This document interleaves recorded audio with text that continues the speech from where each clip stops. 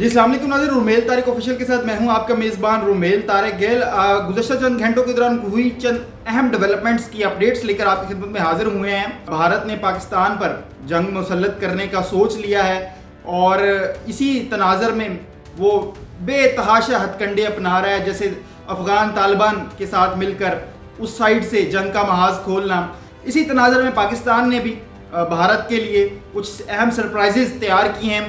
وہ سرپرائزز کیا ہیں ویڈیو میں آگے چل کر آپ کو بتائیں گے۔ اسی کے ساتھ ساتھ آرٹیکل 43 یا اگر ہم بات کریں تو 27ویں آئینی ترمیم جو کل سے ایک مرتبہ پھر سے بازگشت میں آ گئی، جب بلاول بھٹو نے ایک ٹویٹ کی۔ وہ ٹویٹ کیا تھی اس کو بھی ڈائسیکٹ کر کے آپ کے آگے کوشش کریں گے کہ آسان الفاظ میں بیان کر سکیں۔ اور اسی کے ساتھ ساتھ ایک اہم اور خبر کہ کیس نمبر 9 جس کے رائٹر شاہزیب خانزادہ ہیں، جو کہ مشہور جیو کے ایک اینکر پرسن ہیں، اور ایک عجیب سی کنٹروورسی ان دنوں سامنے آ رہی ہے صبا قمر کو لے کر، اور تنقید کا نشانہ بنے ہیں جی شاہزیب خانزادہ صاحب۔ تو وہ کون ہے تنقید کرنے والا، اس بارے میں بھی آپ کو آگاہ کریں گے۔ تو آپ نے ویڈیو کو مکمل دیکھنا ہے اور اپنی رائے کا اظہار کامنٹ باکس میں ضرور کرنا ہے۔ ناظرین شروع کرتے ہیں۔ جیسے کہ آپ جانتے ہیں کہ بھارت مختلف محاذوں سے پاکستان کے خلاف سرگرم ہے ان دنوں۔ طالبان کو استعمال کر رہا ہے، ان کی پراکسیز کو استعمال کر رہا ہے، وہ کسی سے ڈھکی چھپی نہیں ہوئی۔ تو اسی تناظر میں بھارت کی سوچ فقط اس وقت یہی ہے کہ وہ لارج سکیل اور لانگ ٹرم جنگ کی پلاننگ کر رہا ہے، اور اسی تناظر میں پاکستان نے بھی بھارت کے لیے بڑے سرپرائزز تیار کیے ہیں۔ اسی کے تناظر میں بھارت کی مشکلات میں اضافے پہ اضافہ ہوتا جا رہا ہے۔ وہ اضافہ کیسے ہے وہ میں آپ کو بتاتا ہوں کہ بنگلہ دیش اور پاکستان کے مابین ایک ڈیفنس معاہدہ ہو رہا ہے۔ اب اس ڈیفنس معاہدے میں کیا ہے کہ بھارت کو مرچیں لگ گئی ہیں، یا بھارت ایک دفعہ پھر سے بخلاہٹ کا شکار ہو چکا ہے، جہاں بھارت کوشش کر رہا ہے مختلف تناظر میں افغان طالبان رجیم کو اپنے ساتھ ملایا اور ایک الگ محاذ ہم پر کھولنے کی کوشش کی۔ اسی طرح پاکستان بھی اس تناظر میں ایک سٹیپ آگے، جب اپنے دشمن حریف کو ہم نے دیکھا کہ وہ بڑا سرگرم ہے ان دنوں ہمارے خلاف، اور گو کہ وہ آپ نے DGISPR کی کل کی پریس کانفرنس بھی دیکھی ہوگی کہ انہوں نے بڑا باخوبی بتایا کہ بھارت کی جانب سے کسی بھی لمحے کوئی بھی فالس فلیگ آپریشن ہو سکتا ہے، اور یہ بات تو ثبوتوں کے ساتھ ثابت بھی ہو چکی ہے۔ اجاز ملا کا پکڑے جانا اور وردیاں برآمد ہونا اور سمیں برآمد ہونا، اور اس کا پورا بیان جو اس نے دیا ہے کہ ہاں میرے ساتھ را کے جو انٹیلیجنس افسر تھے وہ رابطے میں تھے اور میرے سے انہوں نے یہ سامان مانگا تھا اور وہ سامان لے کر جا رہا تھا، تو سامان کے ساتھ پکڑا گیا ہے۔ تو اس بات سے تو یہ بات طے ہو جاتی ہے کہ بالکل فالس فلیگ آپریشن کسی بھی وقت پاکستان کے در پر ہے۔ کبھی بھی بھارت انٹرنیشنل میڈیا کو یہ بتائے گا کہ دیکھیں جی میرے ملک میں یہ انہونی ہو گئی ہے، اور اس کی بعد ایک مرتبہ پھر سے بھارت وہی جو انہوں نے پچھلے دنوں پہلگام واقعے کے بعد کیا، ایک بار پھر سے وہ کوئی نہ کوئی حماقت کرنے کی سوچ رہا ہے۔ اگر اس مرتبہ گو کہ جیسے کہ آپ کو ہم نے اس سے پہلے کی ویڈیو میں بتایا کہ سرکریک کا محاذ یا سمندروں سے بھارت کی کوشش ہے کہ اپنی نیوی کو استعمال کرے یا اپنی نیوی کو آزمائے۔ بھارت کے بیک ٹو بیک نوٹمز اس بات کی گواہی دے رہے ہیں کہ دال میں کچھ تو ضرور کالا ہے، یا کچھ تو ایسا ہو رہا ہے جس کی پردہ داری رکھی جا رہی ہے، یا کوئی نہ کوئی کھچڑی ضرور پکائی جا رہی ہے ہمارے حریف کی جانب سے۔ خیر وہ پکائیں، کوئی مسئلہ نہیں ہے، ہم ہر دم تیار ہیں، ہماری افواج، ہماری اسٹریٹجک فورسز، ہماری عوام ہر دم تیار ہے بھارت کی ہر قسم کی جارحیت کا مقابلہ کرنے کے لیے۔ خواہ پھر وہ ایک مرتبہ پھر سے ہم پہ جنگ بھی مسلط کرے گا تو ہم بڑی بہادری سے اور جافشانی سے اس کا مقابلہ کریں گے۔ اسی تناظر میں پاکستان اس وقت جو ہمارے ریجنل پارٹنرز ہیں جیسے کہ سعودی عرب اور دیگر عرب ممالک، ان کے ساتھ پاکستان بیک ٹو بیک رابطے میں اور ان کو مسلسل آگاہ کر رہا ہے، اور سعودیہ کے ولی عہد کی جانب سے بیان بھی آیا ہے اور انہوں نے پراپر اس بات کا اعلان کیا ہے کہ اگر اگریشن ہوئی تو اگریشن کا جواب دینے میں سعودی عرب پیش ہوگا۔ گو کہ ہم ڈیفینڈرز ہیں اور ہم نے مل جل کے کرنا ہے، وہ معاہدے کے تناظر میں بات کر رہا ہوں، تو سعودی عرب بھی اس معاملے میں پیش ہے ہمارے ساتھ۔ اب اس میں ایسا پاکستان نے کیا کیا ہے، یا جو ایسے سرپرائزز پاکستان نے تیار کیے ہیں جس سے بھارت ایک مرتبہ پھر سے تذبذب کا اور بڑی پریشانی کا سامنا کر رہا ہے۔ بنگلہ دیش اور پاکستان کے مابین جو ڈیفنس معاہدے ہو رہے ہیں، یہ وار ہے نا، یہ بھارت سے برداشت نہیں ہو پا رہا، کیونکہ اب ہمارے نیول چیف بھی وہاں دورہ کریں گے، مختلف چیزوں کے اوپر ان کے اظہار خیال ہوگا، اور اوبیسلی ڈیفنس معاہدے بھی ہوں گے۔ اور اب اسی سارے تناظر میں ترکی جو ہے بڑے بھائی کا کردار ادا کر رہا ہے مسلم امہ کے درمیان، اور وہ اس سارے تناظر میں بیچ میں اترا ہے تاکہ ذرا ثالثی کا کردار ادا کرے اور ان سب کو جوڑے، ان کو ملا کے چلے۔ مئی کے اندر بھی ترکی، چائنا، آذربائیجان نے ہماری بھرپور مدد کی تھی جب ہم نے مارکہ حق لڑا تھا، تو یہ بات کسی سے بعید نہیں ہے۔ اور اب ایک مرتبہ پھر سے तुर्की अपने तमाम मुस्लिम ममालिक के साथ खड़ा हुआ है। पहले उसने पाकिस्तान को आर्म किया है, पाकिस्तान के साथ कंधे से कंधा मिलाकर खड़ा हुआ है, 300 ड्रोन पाकिस्तान को दिए हैं। और अब तुर्की ने रुख किया है बांग्लादेश का। बांग्लादेश को भी तकरीबन हर तरह से आर्म करने की कोशिश है।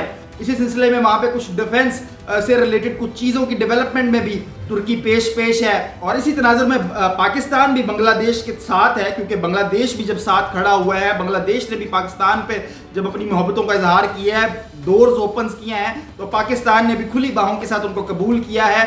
और पाकिस्तान और चाइना ने मिलकर GF-17 थंडर भी दिए हैं, और आगे अब चाइना J-10C भी बांग्लादेश को देने जा रहा है।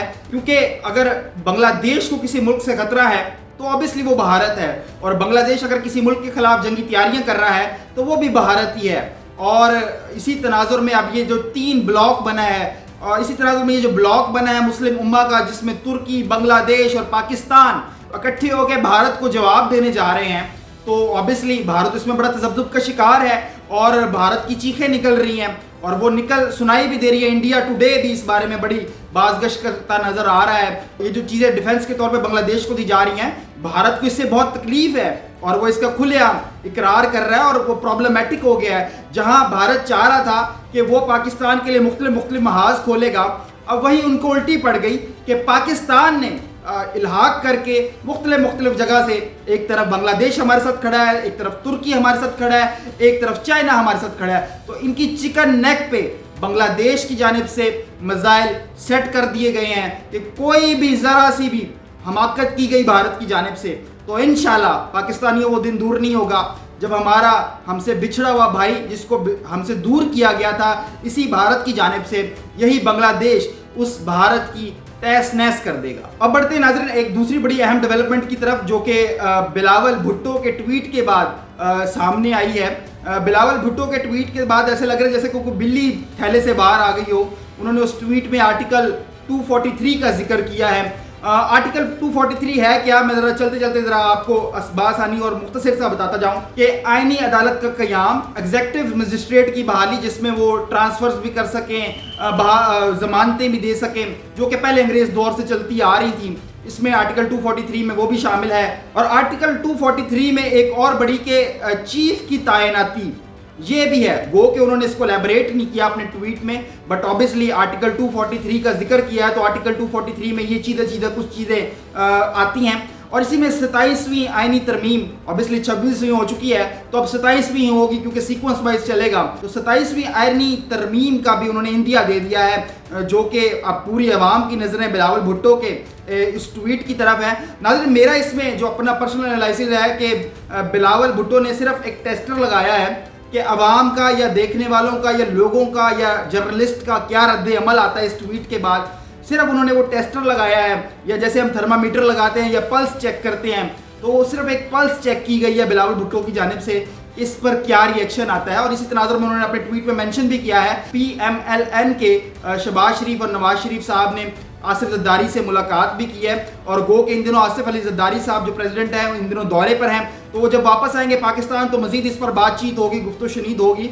तो खैर ये भी एक बड़ी डेवलपमेंट है जो मैंने ज़रूर समझा कि आपके साथ शेयर कर दी जाए। खैर इसी तनाजुर में एक और बड़ी खबर जो आज के दिन बरोज़ मंगल बड़ी डिस्कस हो रही है, केस नंबर 9 एक ड्रामा है जो कि शाहजेब खानज़ादा, जो कि मशहूर और नामी गरामी, मेरे ख्याल में किसी तारुफ के मोहताज नहीं है, उनकी जानिब से एक ड्रामा सीरीज़ लिखी गई, और इसमें सबा कमर और फैसल कुरैशी ने बड़े अच्छे किरदार अदा किए।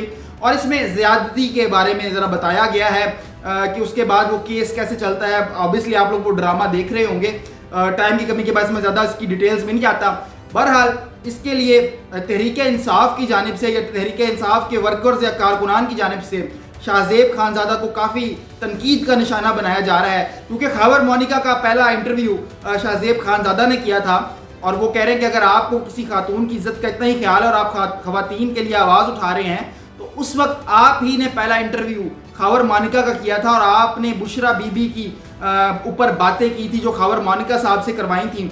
तो अब उस इंटरव्यू को मामा बना के, क्योंकि शाहजेब खानज़ादा ने खबर मोनिका जो कि बुशरा बीबी के एक्स हस्बैंड थे उनका इंटरव्यू किया था, तो उसको अब ज़रा मसला मसाइल बना के तहरीक इंसाफ के जो वर्कर्स हैं وہ شاہزیب خانزادہ کو تنقید کا نشانہ بنا رہے ہیں. فی الحال ابھی تک شاہزیب خانزادہ صاحب کی طرف سے اس بارے میں کوئی جواب نہیں آیا، پر اس وقت یہ ڈسکشن کا محور ہے تو میں نے ضروری سمجھا کہ آپ کے ساتھ اس بات کو بھی شیئر کیا جائے. تو ناظرین، یہ تھی اب تک کی کچھ اہم ڈیولپمنٹس جو میں نے ضروری سمجھا کہ آپ کے ساتھ ان کی اپڈیٹس شیئر کی جائیں. آپ کی تمام اپڈیٹس کے حوالے سے کیا رائے ہے، آپ نے کمنٹ باکس میں اپنی رائے کا اظہار ضرور کرنا ہے. اسی کے ساتھ اپنے میزبان رومیل طارق گل کو دیجیے اجازت. اللہ نے کے بعد.